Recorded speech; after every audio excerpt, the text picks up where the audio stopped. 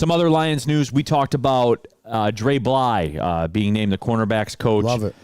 Yeah, I know. And there's been a lot of talk about it. My only concern, and I heard this around town yesterday, it was my initial thought process, too, was it didn't work out very well for him at North Carolina under Mac Brown. It did. Yeah, but that is different. That's college. Yeah, absolutely.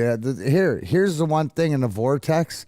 Former players. You get former players around former players. How many former players are guys that he played at the highest level against or with or around with respect? It brings a different dog to the fight. Yeah, I get what you're saying, but there's obviously they saw something to give it an opportunity. I love the fact that I was a fan of Dre Bly when he played.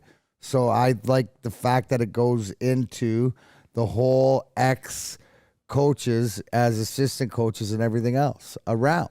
So I like the move. And then like you said, because if it doesn't work out, what's Dan Campbell proven that he'd do? He'll make the hard decision. Yeah, we'll move on. So it's not like, oh my God, I got this guy here and then we'll never get rid of him. It's just sort of going to be, hanging on like a fungus, right? No. Yeah. And you know what, D-Mac? That showed me a lot about Dan Campbell. And you can spin that if you want to say, yeah, I mean, that's kind of your first layer. Because you know how this stuff works, right, in the coaching world and professional sports.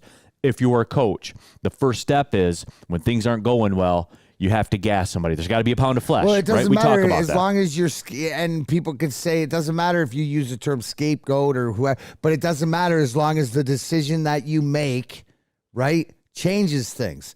Both times in both seasons that Dan Campbell's been the head coach, right, he's got rid of his one offensive coordinator, made the change, and it made a difference. Last year, he got rid of his quarterbacks coach, and it made a difference. Right. So he's making the right decisions and putting the team first. That's why if none of these guys work out, they've proven to me, Brad Holmes and Dan Campbell, that they're willing to move on from it. And they've also shown me that, hey, when they break down a situation and they address it, they're diagnosing the right problem.